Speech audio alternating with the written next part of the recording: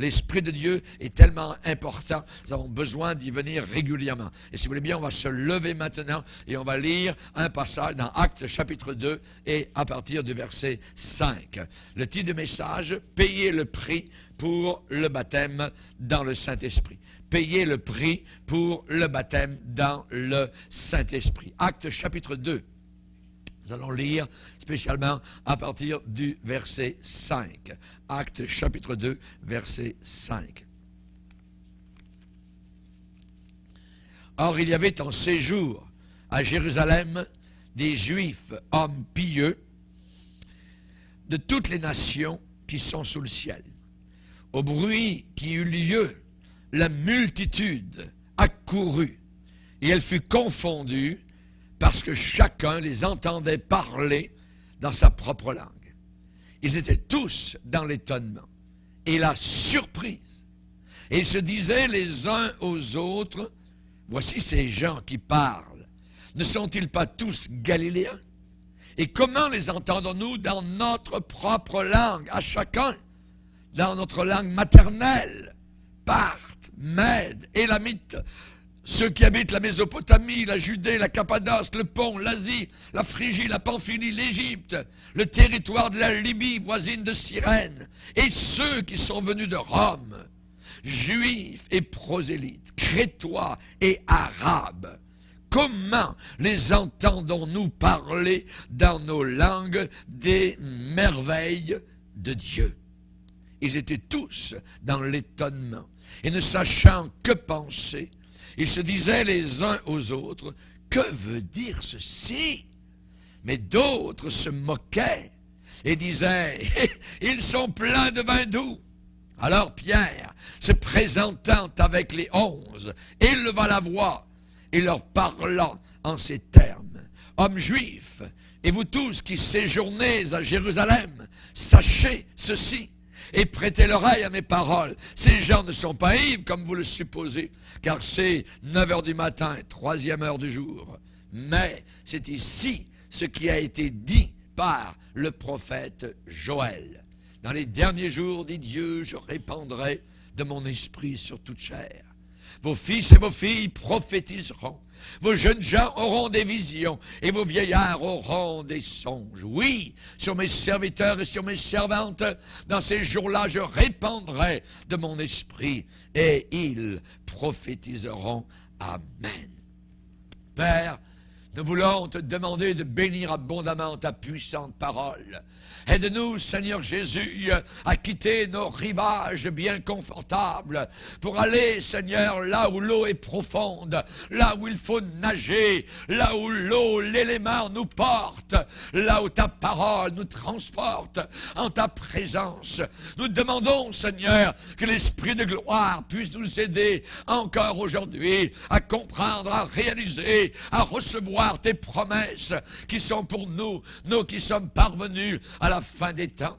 Veuille encourager ton peuple, Seigneur, afin que nous soyons remplis de l'Esprit, tel que ta parole nous le demande. Nous te demandons ces choses dans le nom merveilleux, le nom aimé, le nom haï par l'enfer, le nom glorieux de Jésus-Christ, notre seul Sauveur. Amen. Et tout le peuple dit Amen. Alléluia. Gloire à Dieu. Vous pouvez vous asseoir, frères et sœurs. Alléluia.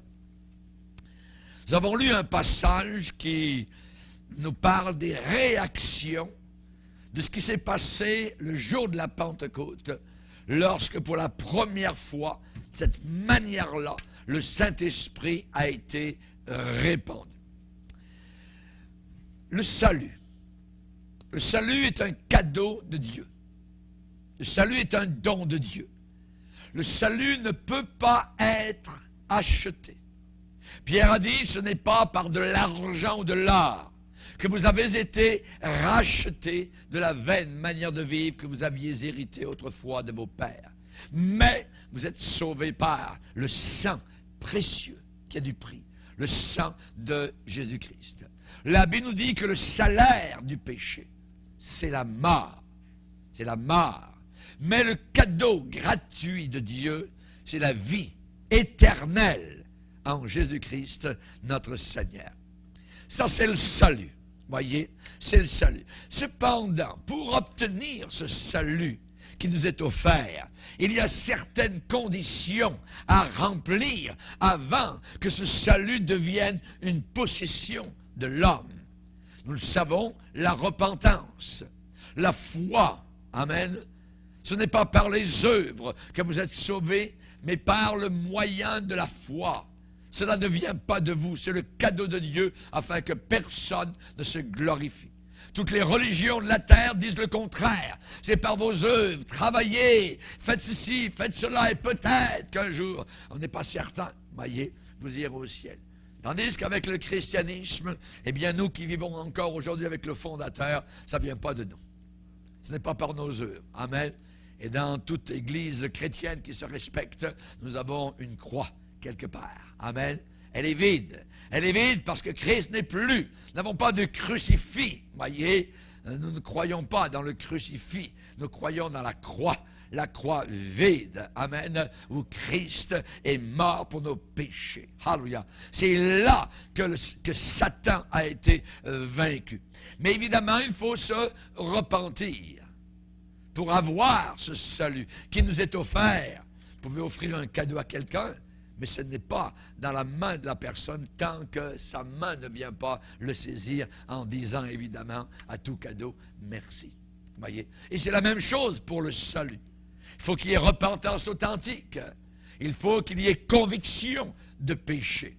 Conviction de péché. Je me rappelle, moi, à Oslo, quand en 1965, on m'a demandé d'accepter Jésus-Christ, j'ai voulu leur faire plaisir. Voyez, ils m'ont pris à côté dans une pièce, ils m'ont dit, bien, prie le Seigneur, et comme je savais que il y en avait un, c'était un Suédois, et l'autre un Américain, ils ne comprenaient pas le français, alors j'ai baragouiné une sorte de prière que j'ai inventée dans ma tête, et après ils m'ont dit, bravo, t'es sauvé, Raymond, alléluia, ils ont pris des photos pour des rapports, toutes sortes de choses, mais moi dans mon cœur, je dis, c'est quoi qui se passe, voyez, pour moi, j'avais prié, donc comme ex-catholique, eh bien, j'avais dit une prière comme cela, mais pour eux, évidemment, ils pensaient que j'étais sauvé. Vous voyez, je ne m'étais pas repenti de mes péchés, j'avais jamais eu la conviction de péché dans mon cœur, vous voyez, et c'est 3 ans plus tard, lorsque la conviction de l'Esprit est tombée sur mon cœur, quand j'ai pleuré sur mes péchés, quand j'ai vu la misère dans laquelle je me trouvais, moi qui me pensais un bon garçon, moi qui me pensais gentil, ainsi de suite, vous voyez, mais non, le Saint-Esprit a mis le doigt sur la plaie, sur le bobo, sur, disons-le, le péché, amen, qui était là dans mon cœur. À ce moment-là, il y a eu repentance, il y a authentique. Et ça a été visible dans ma vie quasiment le lendemain. Même les nuages du Pacifique, sur le bateau sur lequel je naviguais, semblaient d'un éclat que je n'avais jamais vu auparavant. La nature, j'avais juste l'eau et les nuages, vous voyez, il n'y avait pas d'arbres. Hein, mais il me semblait que tout était beau. Et dans mon âme, il y avait comme un éclat, une propreté, une netteté, comme s'il était neuf à l'intérieur. Ça, c'est le salut. C'est être sauvé quand vous repentez véritablement de vos péchés. Amen. On sait par exemple dans la parole de Dieu le jeune homme riche, rappelez-vous, qui est venu en courant vers Jésus. Il avait au fond de son cœur un désir profond pour avoir la vie éternelle. Mais il est reparti sauvé? Non, il est reparti perdu comme il était auparavant. Pourquoi? Parce qu'il était tout triste. Simplement parce qu'il n'a pas voulu payer le prix de tout lâcher pour devenir un disciple de Jésus-Christ. Jésus lui a dit, il te manque une chose. Il te manque une chose. Amen. Et il n'a pas voulu lâcher cette chose-là. Il ne voulait pas lâcher sa vie. Il voulait garder sa vie. Et Jésus a dit, celui qui gardera sa vie pour lui-même la perdra. Celui qui la perdra, qui l'abandonnera, qui la lâchera, la retrouvera là-haut dans l'éternité. Amen. Que Dieu soit béni. Amen. Nous allons retrouver notre vie éternelle là-haut dans la gloire, nous qui l'avons lâchée ici-bas sur cette terre. Et ce jeune homme riche est reparti tout triste. Il n'a pas voulu payer le prix. Pilate n'a trouvé aucune faute en Jésus. Aucune faute en Jésus-Christ. Il a même posé la question à la foule, assis sur son siège de gouverneur romain, ayant l'autorité sous l'aigle impérial romain. Il a dit à la foule, quel mal a-t-il fait? Quel mal a-t-il fait, voyez? Et il a dit aussi, cet homme n'a rien fait qui soit digne de mort, en pointant son index vers Jésus-Christ. Cet homme n'a rien fait qui soit digne de mort. Mais pourtant, voulant plaire aux gens, il leur a livré pour qu'il soit crucifié. Plaire aux gens, voyez. Hérode, le roi Hérode aimait écouter Jean-Baptiste, mais il a voulu plaire aux convives. Et un beau jour, lors de son anniversaire et sa fête, eh bien on le sait, il a envoyé décapiter l'homme de Dieu, Jean-Baptiste, dans la prison, voulant plaire à la foule, voulant plaire aux gens. Beaucoup de personnes à l'époque de Jésus auraient suivi Jésus, mais ne l'ont pas fait. Vous savez pourquoi? À cause d'un seul empêchement, d'un seul obstacle. Généralement, ils voulaient plaire à leurs amis, voulaient plaire à leur famille, ils voulaient plaire aux gens religieux, ils ne voulaient pas être exclus de la synagogue, ils voulaient avoir un statut social comme auparavant, parce que s'ils s'identifiaient à Jésus-Christ, alors ils étaient exclus, c'était une honte complète, et ils n'ont pas voulu faire cela, beaucoup. À cause, eh bien, parce qu'ils voulaient être agréables à ceux qui les entouraient. Jésus a dit cela d'une autre manière. Il a dit, ils aimèrent la gloire des hommes plus que la gloire de Dieu. Ils aimèrent la gloire des hommes plus que la gloire de Dieu. Jésus un jour a dit, si quelqu'un ne mange pas ma chair et ne boit pas mon sang, il ne peut pas aller au ciel, il n'a pas la vie éternelle. Alors plusieurs sont retirés. Il est dit qu'ils n'allaient plus avec lui. Quand l'évangile commence à, je dirais, serrer, quand ça commence à vraiment toucher nos cœurs profondément, il y en a plusieurs qui n'arrivent pas à supporter les paroles de Christ et se retirent. Jésus a donné l'ordre, je dirais à au moins 500 personnes, d'attendre jusqu'à ce qu'ils soient revêtus de la puissance d'en haut. Savez-vous combien obéir? Des 500, seulement 120. Seulement 120. La question, où étaient les 380? Ils n'ont pas obéi. Ils n'ont pas attendu d'être revêtus de la puissance d'en haut. Et même si une grande multitude de gens regardaient les disciples, vivaient, voyez, je dirais que pour être des disciples, et peut-être voyaient comment ils agissaient en les observant, voyez, eh bien seulement une minorité, une partie d'entre eux crurent. Seulement une partie d'entre eux crurent, voyez. Ces disciples qu'ils regardaient, qu'ils observaient, ils voulaient être comme eux, ils les ont vus en train de parler dans des langues nouvelles, dans des langues merveilleuses, des langues qu'eux-mêmes n'avaient pas appris, mais que eux, le jour de la Pentecôte, pouvaient reconnaître. Et évidemment, ils ont dit, mais comment cela se fait-il? Comment cela se fait-il? Et la juiverie internationale s'était rassemblée à Jérusalem pour la fête de la Pentecôte. Et le Saint-Esprit, la tête de l'Église, eh bien, est descendu, les remplissant cette journée-là. Alléluia. Pour que plusieurs voient, pour que plusieurs reçoivent, pour que plusieurs soient sauvés. Alléluia. Pas par le baptême dans Saint-Esprit, mais en se repentant de leurs péchés et en venant à la croix. Et eux aussi ensuite pourraient recevoir le baptême dans le Saint-Esprit. L'apôtre Pierre leur a dit, repentez-vous. Les gens étaient là, bouche bée. Que devons-nous faire? Repentez-vous. Repentez-vous. Et la promesse que nous avons reçue, eh bien, sera aussi pour vous. Car la promesse est pour vous, pour vos enfants, pour ceux qui sont au loin, en aussi grand nombre que notre Dieu en appellera. Amen. Alléluia. Une partie d'entre eux crurent. Voyez, on sait que dans la foule, le jour de la Pentecôte, il y a eu différentes réactions devant ce qui se passait. Il est dit au verset 6 dans Acte 2, la multitude accourut et fut bouleversée, confondue. Au verset 7, il est dit tous étaient dans l'étonnement et la surprise. D'autres versions disent hors d'eux-mêmes ou encore dans l'admiration. Bouche bée. Ah, voyez. Au verset 12, il est dit que tous étaient dans l'étonnement, ne sachant que penser. Ça veut dire dans le doute. Ne sachant que penser. Perplexe, perplexes, se disaient les uns aux autres, que veut dire ceci? Qu'est-ce que ça veut dire? Mais qu'est-ce que c'est? Et d'autres encore eurent d'autres réactions en se moquant et en disant, regardez-les, ils sont remplis de vin doux. Oui, remplis de vin doux, ils sont ivres.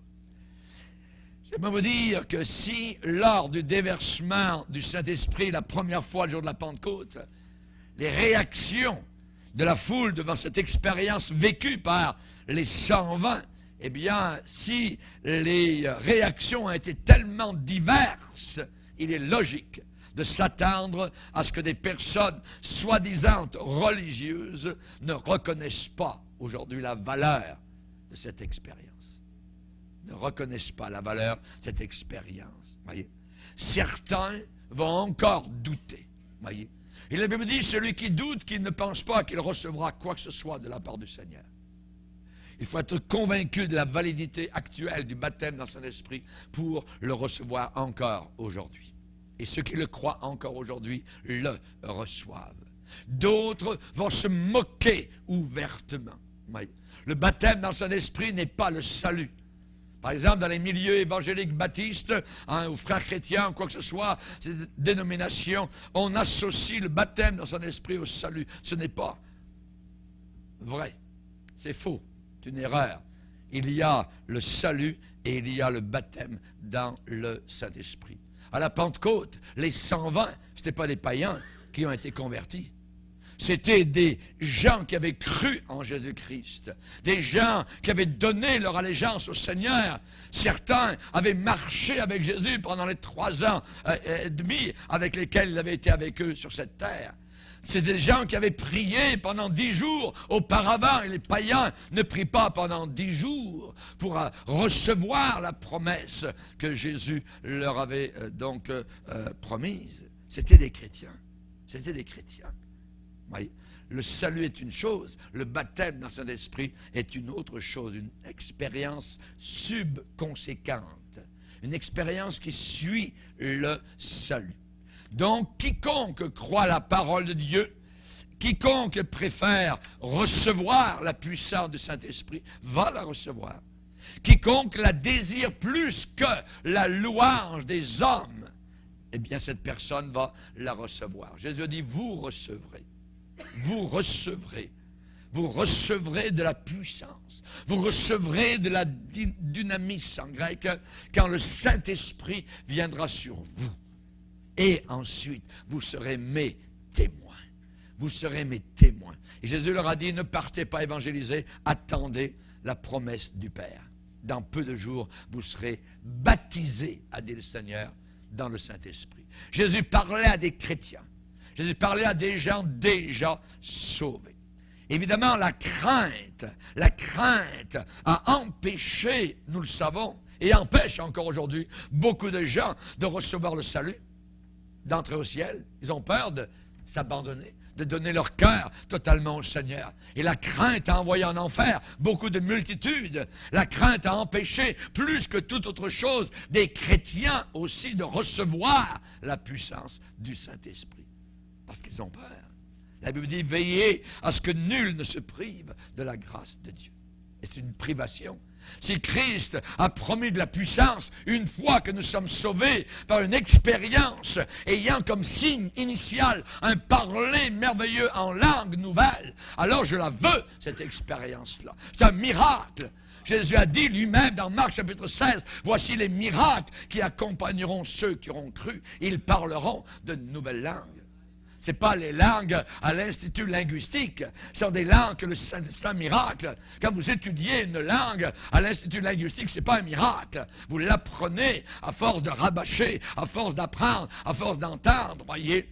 Mais là, c'est un miracle merveilleux. Ce sont des langages merveilleux que Dieu lui-même nous accorde. Quand Gédéon, rappelez-vous, a demandé à ses soldats de venir combattre, évidemment, les armées madianites, il a lancé un appel au peuple. C'est une sorte de recrutement. Et il y en a 32 000 qui sont ralliés à ses côtés.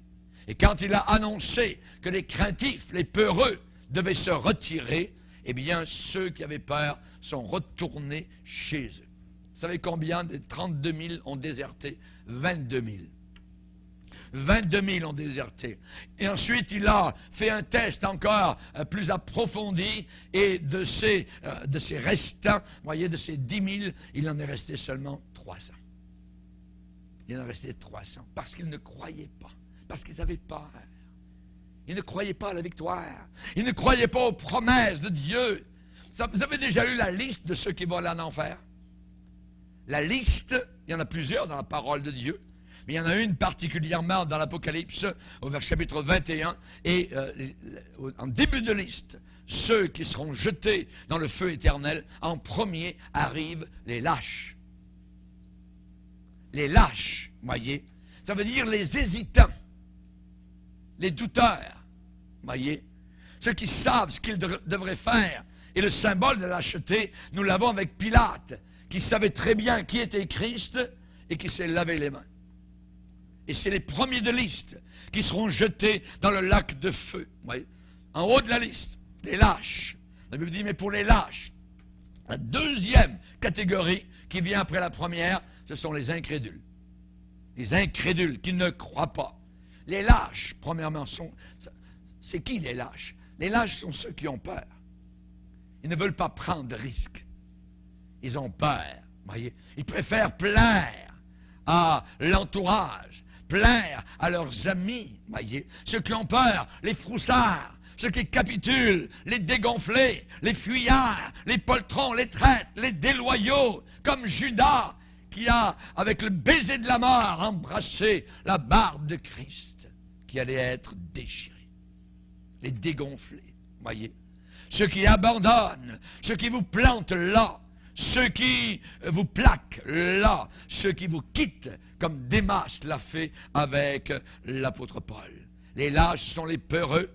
Darby, version Martin, et de Sassy dit il est timide. C'est très dangereux d'être timide. Ce n'est pas une vertu d'être timide. Pas du tout. Voyez, les lâches vont en enfer. Les peureux. Et les deuxièmes, c'est les incrédules. Les incrédules, ça veut dire ceux qui n'ont pas la foi, qui sont sans adhérence, qui n'adhèrent pas, qui ne collent pas. Il n'y a pas de sus, voyez, pour coller, comme vous collez un miroir, voyez, ou quelque chose semblable. Ils n'ont pas d'adhérence. Vous essayez de le coller pour que ça tombe tout le temps. Voyez, les incrédules, les infidèles. Et même si Dieu a promis de répandre son Saint-Esprit sur toute chair dans les derniers jours, cependant la parole de Dieu nous dit qu'un grand nombre vont refuser le pardon, vont refuser le salut. Et aussi un autre grand nombre vont refuser la puissance qui provient d'un baptême dans le Saint-Esprit que Dieu offre à tous les chrétiens.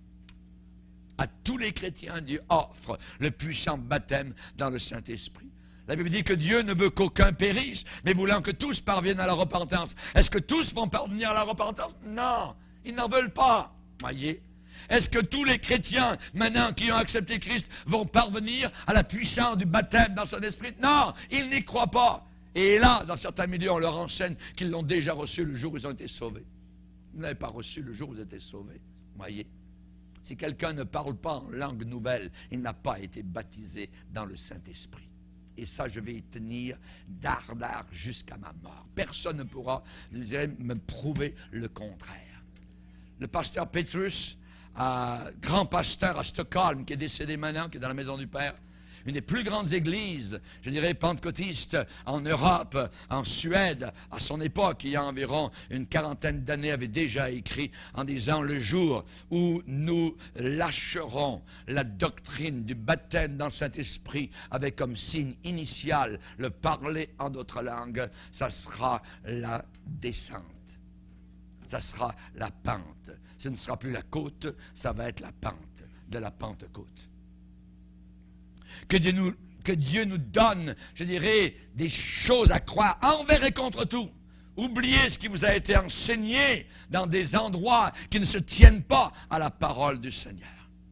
Nous avons dans Samarie des chrétiens qui viennent d'écouter l'Évangile. Des malades ont été guéris, des démons ont été chassés. Philippe a prêché Christ. Et des nouveaux convertis viennent maintenant. On les enseigne et on les passe dans les eaux du baptême. La Bible dit dans Acte 8, ils avaient été baptisés, mais le Saint-Esprit n'était tombé sur aucun d'eux. C'est inexplicable dans ces milieux évangéliques baptistes où on enseigne que le salut, c'est le baptême dans le Saint-Esprit. Acte 8 dit que le Saint-Esprit n'était tombé sur aucun d'eux. Ils avaient seulement été baptisés dans l'eau. Alors, tout de suite, les dirigeants ont fait venir Pierre et Jean de Jérusalem pour qu'ils prient pour ces nouveaux convertis, pour qu'ils soient baptisés dans le Saint-Esprit, qu'ils reçoivent de la puissance. Nous avons vu souvent des jeunes gens délivrés de la drogue, mais pas baptisés dans le Saint-Esprit, et sont retournés, beaucoup sont retournés dans leur drogue. Et ceux qui avaient été baptisés dans le Saint-Esprit ne sont pas retournés. La puissance était là. Nous avons besoin de puissance. Si Christ a dit, vous allez avoir besoin de cela, ne partez pas évangéliser, attendez de recevoir. Si Christ a jugé nécessaire, il est tellement important, cardinal, de recevoir la puissance du Saint-Esprit. Combien nous en avons besoin aujourd'hui? Combien nous en avons besoin aujourd'hui?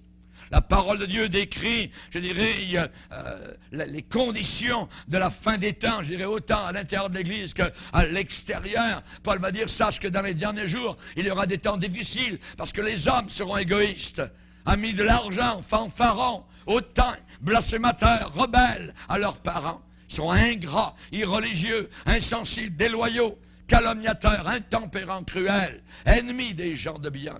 Éloigne-toi de ces gens-là. Ça, c'est des conditions que nous voyons autant, je dirais, dans l'Église chrétienne qu'à l'extérieur. Et nous avons besoin de la puissance du Saint-Esprit. Plus un homme va s'attarder, va passer son temps dans le royaume naturel, voyez, dans le royaume terrestre, aux yeux de cet homme-là, le royaume spirituel lui semble étrange. Le royaume spirituel lui paraît étrange. La raison, c'est que le royaume terrestre n'a rien à voir à faire avec le miraculeux.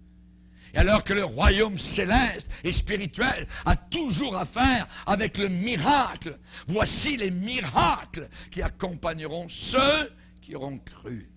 Qui ont cru, la foi dans le miraculeux. Amen. Le monde, avec sa sagesse, la sagesse à lui, la sagesse du monde, n'a pas connu Dieu. N'a pas connu Dieu. L'homme animal, l'homme psychique, l'homme naturel ne reçoit pas les choses de Dieu parce qu'elles sont une folie pour lui. Elles sont une folie pour lui. Vous parlez à des gens, ils parlent en langue, blablabla, il va se moquer, tout ça. Pourquoi? Parce que ce sont des hommes psychiques, des hommes naturels. Ils ne croient pas à la promesse de Dieu, au miracle de Dieu.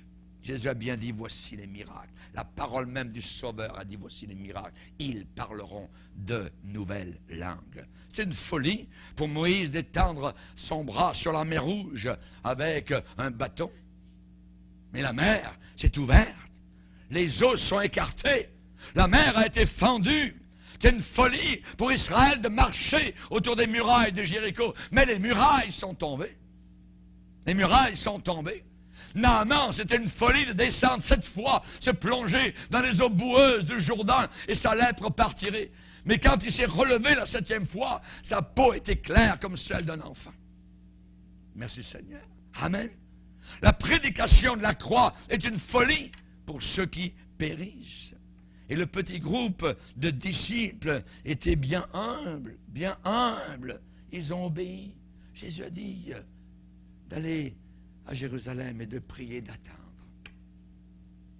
Non, on l'a l'affaire. Non, il a dit d'attendre, que nous recevrions, que nous serions baptisés dans le Saint-Esprit, selon son expression.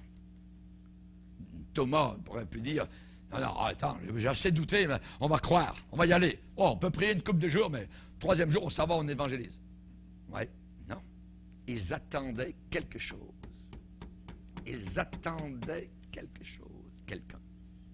Baptisé dans le Saint-Esprit. Amen. Et ils sont rassemblés, ceux qui ont cru, 120. Jésus était apparu, il y avait juste quelques jours, à 500 personnes. Il leur avait dit, à tous. Mais 380 n'ont pas cru. 380 n'ont pas cru. Voyez. Ils sont rassemblés les 120 dans une chambre haute à Jérusalem pour attendre la promesse du Père, le baptême dans le Saint-Esprit. Et le monde ressent encore aujourd'hui l'impact de leur ministère puissant. Alléluia. tenez-vous devant une ville entière, hallelujah, remplie du Saint-Esprit, et de leur dire, vous avez cloué le Seigneur de gloire. Alors que le même homme, pas capable de se tenir devant une petite servante, quelques heures auparavant, alors qu'elle fait partie du groupe de Jésus, non, je ne sais pas ce que tu veux dire, puis il s'est mis à blasphémer. Quelle différence? Qu'est-ce qui s'est passé entre? In between. Le baptême dans le Saint-Esprit. Le puissant baptême. Dans peu de jours, vous recevrez de la puissance. Et j'ai besoin de cette puissance que donne le Saint-Esprit. Amen. Hallelujah. Les conséquences se voient encore de nos jours dans le monde entier. Hallelujah. Parler en d'autres langues.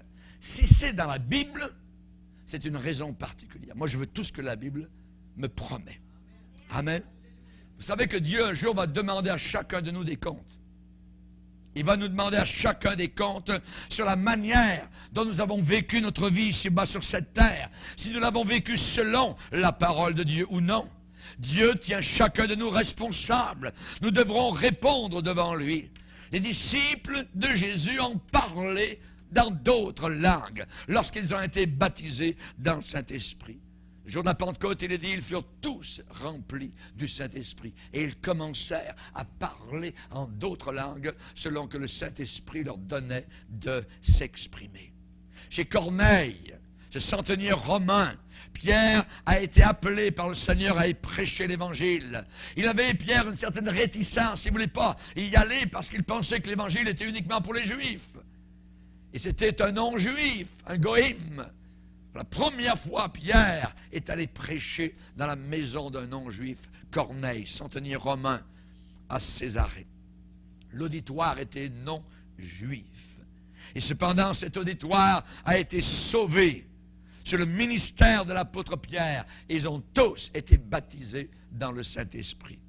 Il est dit, comme Pierre prononçait encore ces mots, le Saint-Esprit descendit sur tous ceux qui écoutaient la parole de Dieu. Comment ont-ils su, sans aucun doute, que la maison de Corneille avait été baptisée dans le Saint-Esprit? La Bible dit, car ils les entendaient parler en langue et glorifier Dieu. Parce qu'ils les entendaient parler en langue et glorifier le Seigneur. Quand Paul est arrivé à Éphèse, il a posé la question à ses croyants, une douzaine qui étaient là. Est-ce que vous avez reçu le Saint-Esprit quand vous avez cru? Voyez, ça veut dire, avez-vous été baptisé dans le Saint-Esprit lors de votre, quand vous avez commencé à croire, voyez, au début de votre vie chrétienne? On n'a jamais entendu parler du baptême dans le Saint-Esprit. Paul leur en a parlé. Et après l'explication, Paul a prié pour ces 12 et ils ont tous reçu le baptême dans le Saint-Esprit. Et ça dit qu'ils parlaient en langue et ils glorifiaient le Seigneur. Et 12 sont mis à parler en d'autres langues. Amen. Il est possible d'avoir un invité dans votre salle d'attente chez vous. Oui, il vient vous voir, mais sans qu'il ait accès à toutes les pièces de votre maison. Pourquoi? Parce que vous gardez vos clés sur vous. Voyez? Vous voulez qu'il ait accès uniquement, donc, pour l'instant, à l'entrée, peut-être le salon, mais vous ne voulez pas qu'il aille dans les chambres, qu'il se balade dans la cave, ainsi de suite. Donc, vous gardez les clés sur vous. Voyez? Et qu'est-ce que votre hôte pourra visiter, je dirais, eh bien, uniquement ce qui est ouvert. Et non pas ce qui est barré, ce qui est fermé à clé. Et c'est seulement lorsque vous aurez ouvert, voyez, débarré, déverrouillé les portes de chacune des pièces de la maison que votre hôte, votre invité pourra visiter, si vous le désirez, toute la maison de haut en bas. Voyez. La Bible dit quoi? Ne savez-vous pas que votre corps est le temple du Saint-Esprit? Ne savez-vous pas que votre corps est la maison de Dieu, du Saint-Esprit, qui est en vous, et que vous avez reçu de Dieu, et que vous ne vous appartenez pas à vous-même? Notre corps est le temple du Saint-Esprit. Il est extrêmement important que le temple tout entier lui soit ouvert. Il est important que le temple entier, toutes les issues, les portes, le haut, le bas, le grenier, la cave, tout ça, que tous les compartiments de votre vie lui soient totalement ouverts. Y aurait-il un endroit ce soir où vous ne voudriez surtout pas que le Seigneur aille? peut-être un tiroir, peut-être une petite porte, peut-être une petite clé particulière que vous avez ou quoi que ce soit. Voyez, est-ce que ça existe? Est-ce que ça existe? Notre corps est le temple du Saint-Esprit. Il faut lui rendre disponible toutes les allées du temple, tous les coins et recoins. Paul va dire aux Romains, offrez vos corps comme un sacrifice vivant, saint, agréable à Dieu, ce qui sera de votre part un service raisonnable, un culte tout à fait raisonnable. Il n'y a rien d'irraisonnable de donner à celui qui est mort sur la croix toutes les clés de notre vie, notre corps. Amen. Tu m'as formé un corps, ô Dieu, pour faire ta volonté. Amen. Pour faire ta volonté. Être baptisé dans le Saint-Esprit, c'est être immergé en lui. Baptême, baptiso. Être plongé en lui être complètement livré, lui être totalement abandonné.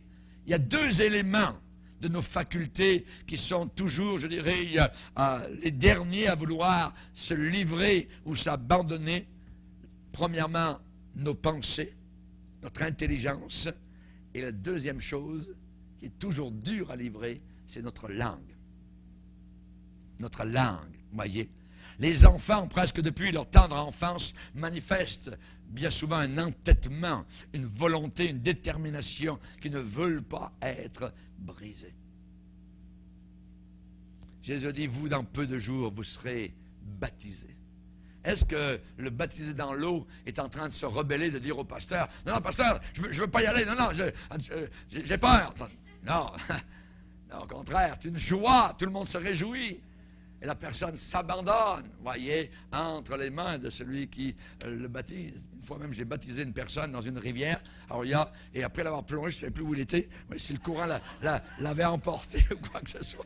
Voyez, la personne était vraiment livrée, totalement, donc, entre mes mains et même dans le courant et dans l'eau. Voyez. Merci Seigneur. Et c'est comme cela que nous devons être pour être baptisés aussi dans le Saint-Esprit.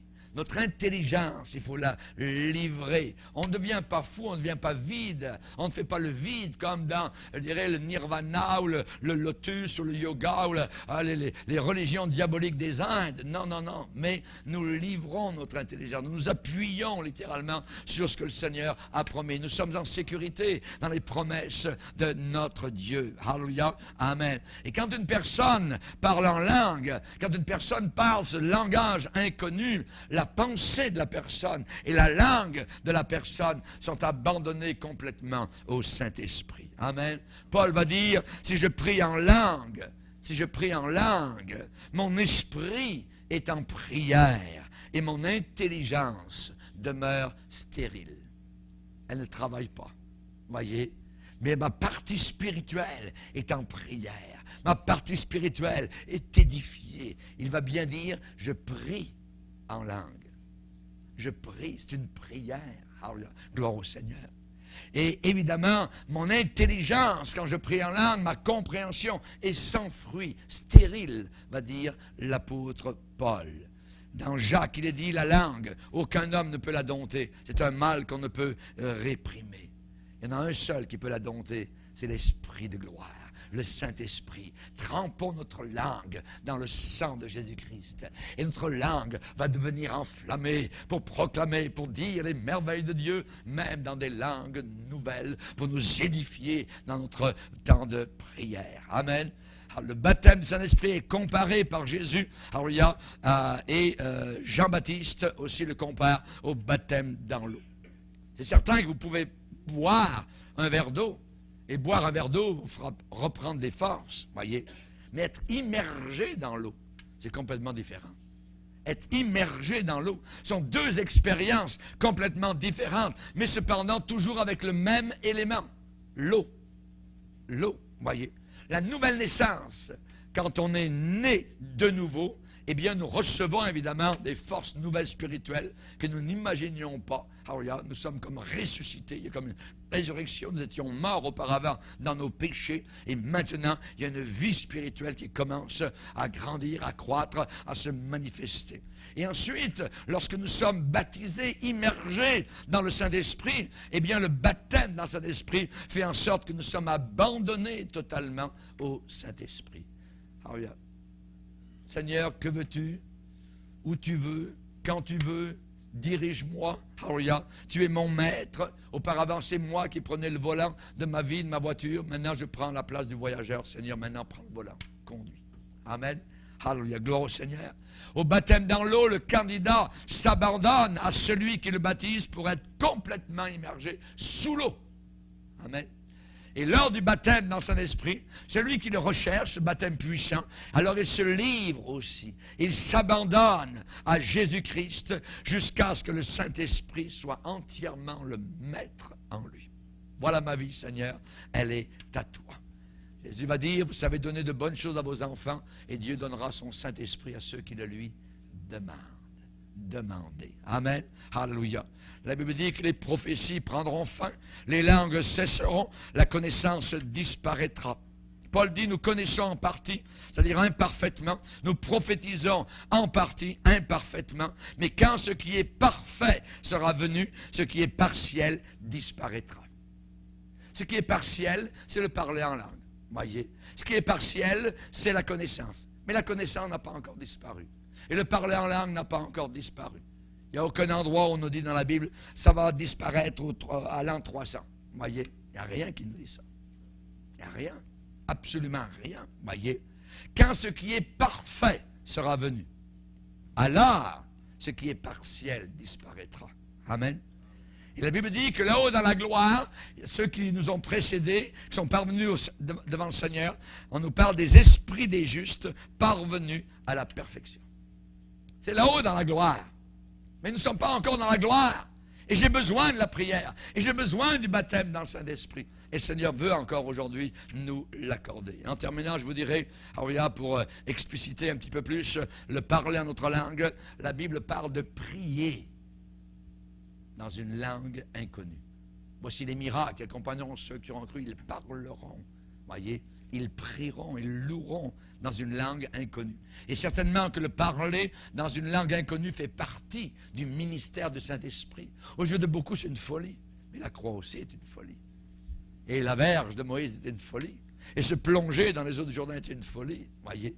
Et pourtant, la puissance de Dieu est cachée, enveloppée dans ces choses merveilleuses qui nous sont inscrites dans les Écritures. Amen. Alléluia. Ça touche la vie de prière du croyant. Le parler en langue touche la vie de prière du croyant. Certaines personnes ont dit, mais de quelle valeur est le parler en langue? Ça sert à quoi de parler en langue? Voyez? Blablabla, bla, bla, bla, et ainsi de suite. Ils se moquent. Il faut poser aussi cette autre question. L'autre question, quelle est la valeur de la vie de prière de quelqu'un? Quelle est la valeur de la vie de prière de quelqu'un? À ceux qui disent, de quelle valeur est le parler en langue? Je réponds, de quelle valeur est la vie de prière de quelqu'un? Parce que parler en langue, c'est prier. C'est prier. Voyez, la parole de Dieu nous révèle l'importance exacte du parler en langue, nous montre une valeur bien définie. Paul a dit, je rends grâce à Dieu de ce que je parle en langue, plus que vous tous. Il avait certainement découvert quelque chose de puissant. Voyez. Il dit aux Corinthiens, je rends grâce. Voyez. Ce n'est pas un défaut, ce n'est pas une folie. Je rends grâce à Dieu. Si vous remerciez Dieu pour quelque chose de merveilleux, ça veut dire que ça vaut la peine. Et je le veux. Alléluia. Et depuis 40 ans, alléluia, je parle en langue et je bénis le Seigneur. Amen. Je n'évangélise pas en langue parce qu'ils vont dire que je suis fou. Voyez. Mais dans ma vie de prière, amen. Dans ma vie de prière, je parle en langue, je loue le Seigneur. Alléluia. Que Dieu soit glorifié. Amen. Il y a des grands hommes qui ont été grands. Pourquoi? Parce qu'ils ont été grands dans la prière. Grands dans la prière. Il n'y a aucun grand homme de Dieu qui n'ait eu une vie de prière très, très, très intense. C'est là que ça se passe. Dans la communion avec Christ. Jésus a dit, priez sans cesse. Il a dit, il faut toujours prier, ne pas se relâcher. Et un chrétien qui ne prie pas, un chrétien qui ne vient pas aux réunions de prière, on peut se poser des questions sur cette personne-là. Parce que ça n'a pas beaucoup d'importance. On a besoin de prier seul, mais on a besoin de prier aussi en communauté, ensemble. Voyez. L'apôtre Paul a parlé de 2 genres de prière, 2 manières, 2 façons. Il a dit, si je prie en langue, mon esprit est en prière. Notez bien, si je prie en langue, mon esprit est en prière. Lorsqu'il parle en langue, il prie. Mon esprit est en prière. Et il va dire, je peux faire 2 choses. Je peux prier avec l'intelligence et je peux prier par l'esprit. C'est 2 façons. Prier avec l'intelligence, ça veut dire prier avec la compréhension. Pour nous, francophones, c'est en français. Vous voyez, si la personne est anglophone, elle peut parler en anglais. Avec sa tête, avec sa compréhension. On comprend les mots, vous voyez, que nous disons au Seigneur. Paul dit, je peux faire ça. Prier avec l'intelligence. On demande, évidemment, à Dieu ce que nous voulons, les requêtes que notre cœur désire. Et il y a la 2e façon, c'est de prier en langue inconnue. À ce moment-là, c'est le Saint-Esprit qui guide notre prière dans un langage inconnu à la pensée humaine. Je m'écoute parler en langue. Je ne sais pas ce que je dis, mais mon esprit est en prière. Mon esprit est avec Dieu. Je prie en langue. Je ne parle pas uniquement en langue, des mots qui me viennent comme cela. Non. À la Pentecôte, ils commencèrent à parler en langue selon que l'Esprit leur donnait de s'exprimer. L'expression, le vocabulaire, nous n'avons pas le contrôle. Moi, je laisse ma langue, j'abandonne ma langue. Alléluia. Comme le nouveau baptisé s'abandonne corps, âme et esprit entre les mains du pasteur qui le plonge sous l'eau. Quand je suis baptisé dans l'esprit, alléluia, et que pour la première fois, je commence à parler en langue, mais c'est merveilleux, alléluia. C'est puissant. Vous goûtez les puissants du siècle à venir, alléluia. Vous êtes scellés, alléluia. C'est la vraie confirmation. Ce n'est pas la tape de l'évêque catholique qui vient vous confirmer. Non, ça c'est une mascarade d'une réalité. J'ai été sauvé. Et ensuite, ma confirmation, c'est lorsque je me mets à parler dans ces langues merveilleuses au Seigneur. Mon nom est inscrit là-haut dans la gloire éternelle. Amen. Alléluia. Merci Seigneur. Donc je peux prier avec l'intelligence, je peux prier par l'esprit. Amen. L'esprit nous aide dans notre faiblesse parce que nous ne savons pas quoi demander au Seigneur. Et quand nous ne savons pas quoi demander, eh bien passez en 5e vitesse, commencez à parler en langue. Amen. Alléluia. Et ça, vous n'êtes pas fatigué. C'est un repos. Voici le repos. Alléluia. Le repos, le parler en langue est un repos. Paul va se servir de cette expression qui est dans Ésaïe. Voici le repos. Voici le repos. Et Paul va parler de cela, le parler en langue, qui est le repos. Vous n'avez plus besoin de penser qu'est-ce que je veux dire à la prochaine requête, tout ça. Non, ça coule tout seul. Alors, 80% de mon temps, je parle en langue dans mes temps de prière. C'est merveilleux, vous êtes reposés. Et plus que cela, vous êtes édifiés, bâtis. Celui qui parle en langue s'édifie lui-même. S'édifie lui-même. Amen. Il y a une édification personnelle, comme un édifice qui plonge dans la terre, qui est bien bâti. On le plonge profondément pour qu'on puisse s'élever plus haut. Et c'est la même chose. Celui qui parle en langue s'édifie lui-même. Alors, les mots sont exacts. Le Saint-Esprit les a choisis pour que nous comprenions bien ce qui se passe. Amen. La Bible ne dit pas que nous ne savons pas comment prier. La Bible dit que nous avons des limites humaines. Nous ne savons pas quoi demander, comment parfois intercéder. Alors le Saint-Esprit lui-même vient nous aider. Romains chapitre 8, amen. Parce qu'il intercède en faveur des saints, selon la volonté de Dieu. Amen. Donc on a un double privilège, nous les croyants, c'est de prier avec notre intelligence et aussi une deuxième manière de se laisser guider par le Saint-Esprit, selon la volonté de Dieu, se laisser conduire pour que, évidemment, notre prière en langue soit conforme à ce que Dieu désire. Amen. Gloire au Seigneur. Parfois, il est arrivé que certains ont eu soudain comme un fardeau qui est venu sur eux, la nuit, parfois à 2 heures du matin ou quoi que ce soit, et il y a comme un fardeau et la personne ne sait plus que faire, mais on sent que le Saint-Esprit veut utiliser cette personne pour intercéder pour un besoin dans le monde, quelque part, un missionnaire, un frère, une sœur, un chrétien qui peut-être qui a besoin de tout cela. Et à ce moment-là, ce qu'il faut faire, eh bien, c'est simplement laisser parler en langue, pleurer devant le Seigneur, alléluia, et le Saint-Esprit intercède jusqu'au bout d'un moment où on voit que le fardeau se lève et on peut donc retourner se coucher. C'est merveilleux, alléluia, d'être utilisé par l'Esprit du Seigneur. Alléluia. Quel est le bénéfice de parler dans une langue inconnue si la personne ne comprend pas ce qu'elle dit? Eh bien, la réponse de Paul est claire. Voyez, celui qui parle en langue s'édifie lui-même. Celui qui parle en langue s'édifie lui-même. Amen. Et Jude va dire, pour vous bien-aimés, vous édifiant vous-même sur votre très sainte foi et priant par le Saint-Esprit. La vraie prière par le Saint-Esprit est une prière en langue. S'édifier, c'est se bâtir, se construire, s'élever. C'est pas s'abattre, se ramollir, hein, d'être renversé, d'être rasé, d'être défait, d'être dans l'échec. Non, c'est dans la victoire. Amen. Parlez pendant une demi-heure. Levez-vous le matin et parlez en langue pendant une demi-heure en train de vous raser, tout ça, vous allez voir, vous allez partir en force, ça lui a rempli de Saint-Esprit. Amen. Et on a besoin de cela.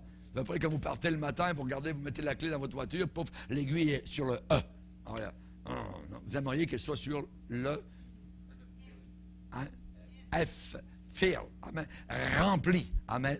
Et on a besoin de se remplir par ce genre de prière-là. Amen. Dieu est esprit, il faut que ceux qui s'approchent de lui, eh bien, l'adorent en esprit et en vérité. La prière en langue, la prière inconnue, on pénètre, on plonge plus profondément dans des réalités du domaine spirituel, là où le Saint-Esprit guide, là où le Saint-Esprit dirige lui-même la prière et dit des choses selon sa propre volonté. Nous devenons des canaux, alléluia, ouverts au Seigneur et au Saint-Esprit. Amen. Le désirons-nous? Alléluia. Gloire à Dieu. On va se lever ensemble. On va louer le Seigneur.